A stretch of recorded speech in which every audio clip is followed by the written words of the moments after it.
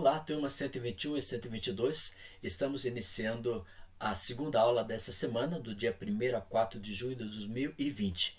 E na última aula tivemos a oportunidade de estudarmos uma síntese geral sobre a atividade econômica que está envolvido o setor primário, o setor secundário, o setor terciário dos continentes, com seus respectivos países. E nós estudamos que o mundo pode ser classificado, conforme a tabela da página número 36, como países desenvolvidos ou países chamados subdesenvolvidos, conforme a proposta votada pela ONU ou pela FMI, Fundo Monetário Internacional, com divergências nessas classificações. Gostaria que você lesse a página 37 sobre o assunto que nós vamos ver hoje, sobre o modelo capitalista dos Estados Unidos. E antes de começar a aula de hoje, vamos pedir a presença de Jesus Cristo através de uma oração. Muito obrigado a Deus pelas bênçãos concedidas a nós até o prezado momento. Queremos convidar o Senhor Jesus para estar presente com a turma 121 e 122 na aula de hoje. Que a tua paz, tua presença, o teu amor, o teu carinho possa estar conosco. Também estenda essas bênçãos aos seus queridos familiares, em teu nome que te pedimos e agradecemos, em Jesus Cristo, nosso Salvador. Amém. Então, vamos ver alguma coisa com vocês na página 37 sobre o modelo capitalista estadunidense. Os Estados Unidos têm em seu histórico constante dominações que resultaram na construção da nação mais poderosa do mundo, como nós podemos observar, né? Parece que os Estados Unidos domina todo o continente americano, parece que os Estados Unidos domina toda a Europa, domina toda a África, a Ásia e a Oceania, por ser uma grande potência econômica.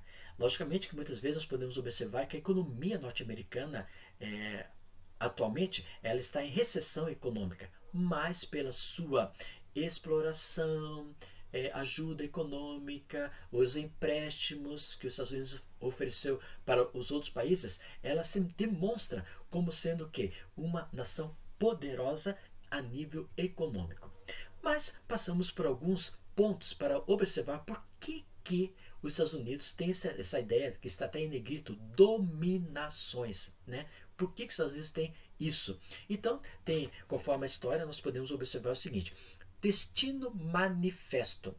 No início do século XIX, motivado pelo ideal do Destino Manifesto, que desprezava os direitos dos índios, os habitantes brancos avançaram sobre terras indígenas, ampliando fronteiras e conquistando o atual território norte-americano estadunidense.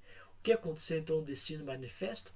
Destino Manifesto, eles foram, quando chegaram, vindo da Inglaterra, chegando na região dos Estados Unidos, em Richmond, hoje atualmente na região de Nova York, banhada pelo Oceano Atlântico.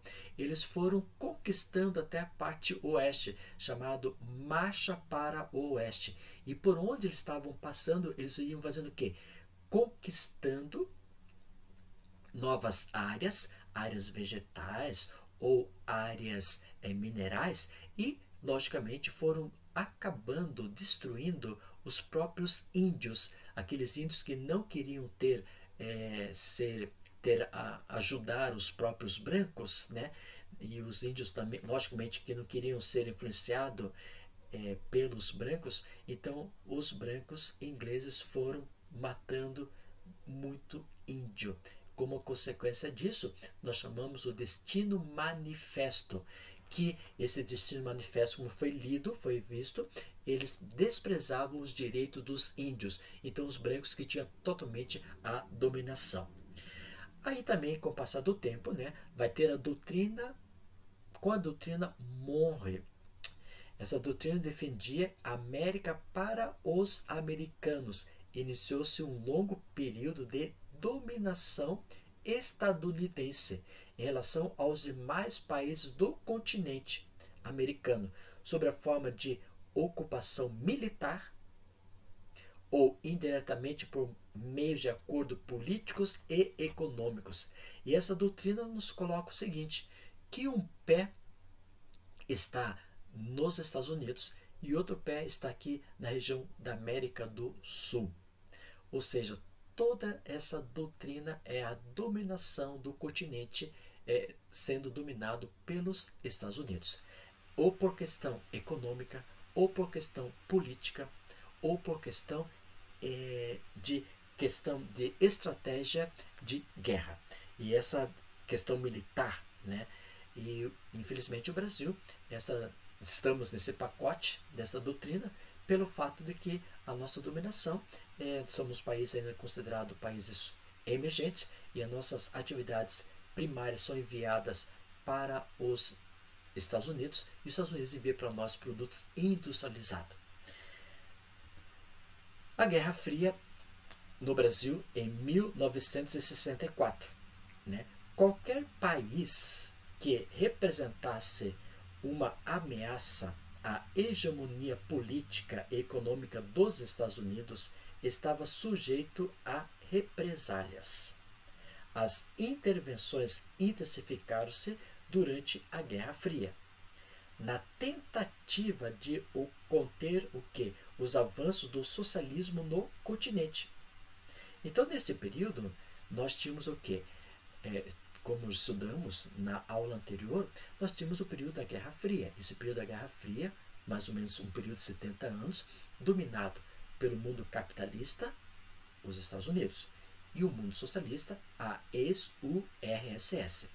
E essa Guerra Fria, Brasil, 1964, os Estados Unidos entrou nesse conjunto Brasil para não ser o Brasil dominado por quem? Pelo sistema socialista. E nós podemos observar, nesse período os Estados Unidos apoiaram diversos golpes militares e ditaduras, inclusive o golpe ocorrido no Brasil em 1964. Então, nesse período de 64, nós tivemos a dominação política militar dos Estados Unidos. Né? Hoje nós temos a dominação praticamente econômica, mas em 64 foi a questão política e militar que ocorreu no Brasil nesse período. E a privação dos direitos fundamentais impostas pelo autoritarismo dos governos da América Latina, orientada pelos Estados Unidos, não condiz com os ideais de democracia e liberdade que se tornaram símbolo da maior potência mundial, os norte-americanos. Você sabe que os norte-americanos, por ser uma ideia de dominação do mundo todo, tem essa questão de ser o quê? Um país livre, um país democrático, né? E isso não era a visão proposta pelos norte-americanos em 64 no espaço brasileiro.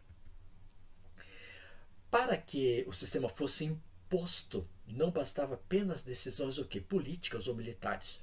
O capitalismo estadunidense estruturou-se nas regras do liberalismo econômico, que defende em seus princípios um mercado livre de intervenção do Estado, no qual nós chamamos, por exemplo, dessa forma estabeleceu-se uma indústria dominante fortalecida na conquista do mercado externo. O domínio do modelo capitalista dos Estados Unidos fundamenta-se em uma economia e política fortes, lei do mais forte, né? Que nós podemos observar através do liberalismo econômico. Então eles começaram a criar situações para que, bom, se eu quero um produto industrializado, então eu vou comercializar com o próprio Estados Unidos.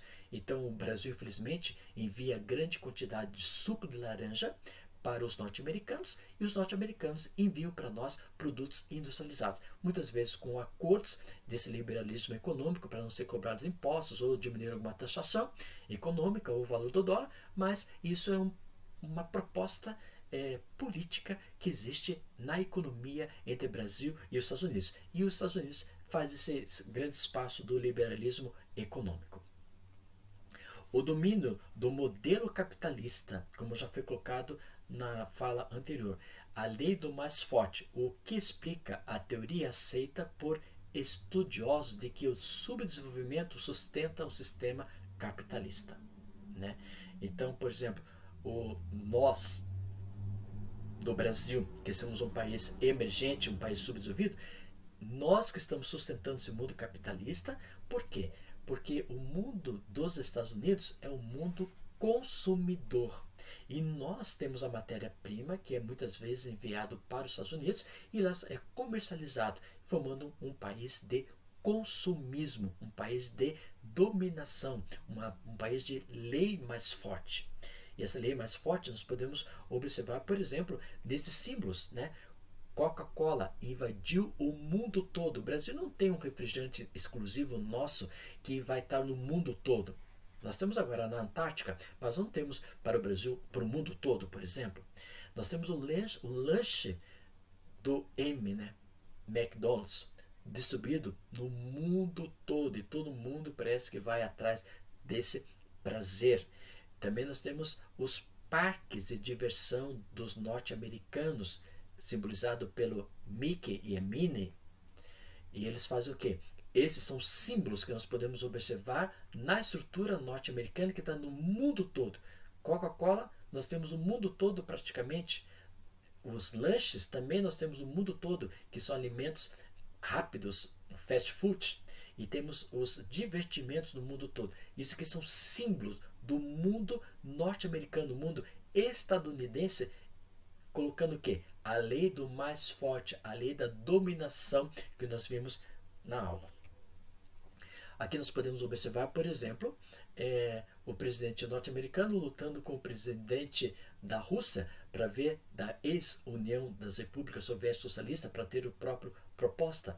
E aqui nós podemos observar o seguinte: aqui tem um cara pescando e aqui tem um norte-americano pescando aquilo que esse pescador está pescando e colocando na próprio cesto. Como você pode observar aqui, ó. Aqui tem um cesto, bem aqui nesse cantinho tem um cesto, e aqui o pescador está colocando tudo. Mas o norte-americano já vai lá, domina e vai direto na própria fonte, como no Brasil, né?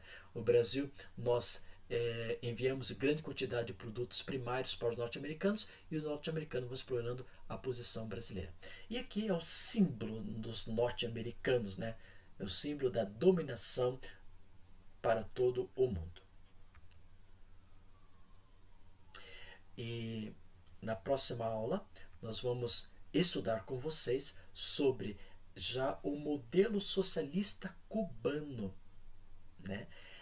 Ali tem uma flechinha, ou você vai para Cuba, que era um mundo ainda pobre, que era antigo sistema socialista, isso no período da Guerra Fria, e o mundo chamado norte-americano dos Estados Unidos, que era um mundo capitalista no período da Guerra Fria. Na próxima aula, então vamos estudar com vocês o modelo socialista cubano.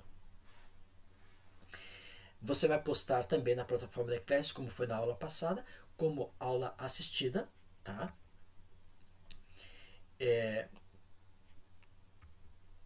Obrigado pela sua atenção. Obrigado por você participar das aulas. A princípio, essas duas aulas dessa semana, nós só lemos. Na aula que vem, nós vamos continuar com atividades. Oremos. Senhor, vem estar presente com cada aluno, que cada aluno pode ter todas as bênçãos do amor e do carinho. Muito obrigado por tudo. Em teu nome te peço e agradeço.